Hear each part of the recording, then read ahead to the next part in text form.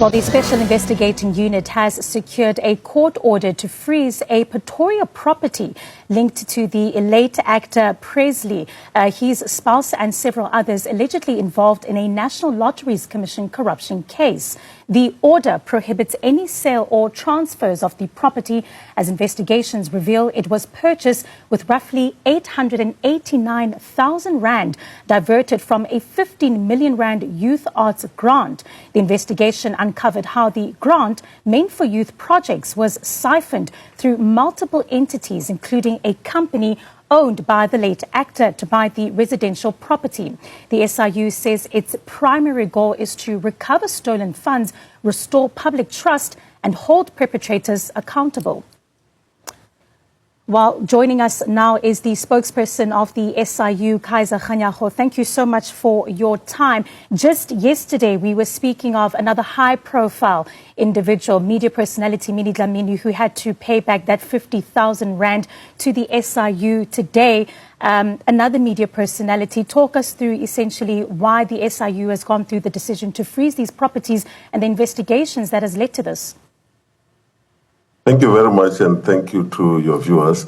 This is just an ongoing investigation. I think it started in 2020, and therefore what we are now doing, we have reached a stage where the investigation is now finalized, and now we are at a process where we are now dealing with the consequence management. And this is just one of those. Yesterday's one was one, and this is one that is also happening today, where we are now freezing this house that belonged to the late actor.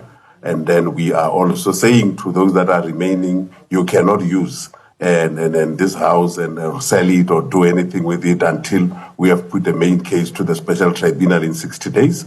And then we'll be able to then finalize. Because in this particular one, we have proved clearly that money was taken from the grant that was given to the youth movement, the NPO, and then put into a company called a Domestic Baboon, which was solely owned by the late actor, and that money was then pushed to then go and buy this house in Deer Park. Sure. And it was about over 800,000 of this amount of money that was used in that property. But perhaps can you also explain how investigators were able to essentially trace those funds from the youth arts program, but also, most importantly, if anything was ever done in regards to that youth program? I'd understand that this is what was positioned to the national lotteries when that grant was approved. No, definitely. We started there because we wanted to understand the payments that were done, and then we were following this payment that was paid to the South African youth movement. And then we found that the money was then transferred into this account of the youth movement. But we then followed the money to understand where did this money went, what did it buy? And then we found, among others, that it went to this company called Domestic Baboon, and we wanted to know who owns this company. And then it was found that it was owned by the late actor. And then we went into the account of that company to see what that money was used for. And that's when we linked it to this house in Deer Park.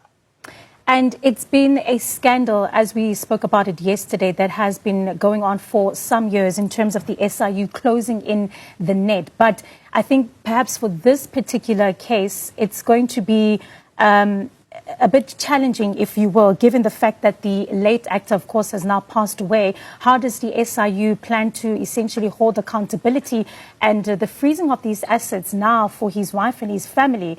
Quite a difficult one. Yeah, it's a difficult one, but for us, it's more the issue of the principle more than it is the issue of the looking at all of those dynamics that are there. But here we were following the money, and we know that the money was used for that specific purpose, to buy this property. And therefore, it is important for us to then follow the process, regardless of who the person is that has done this, to make sure that we do what is supposed to be done.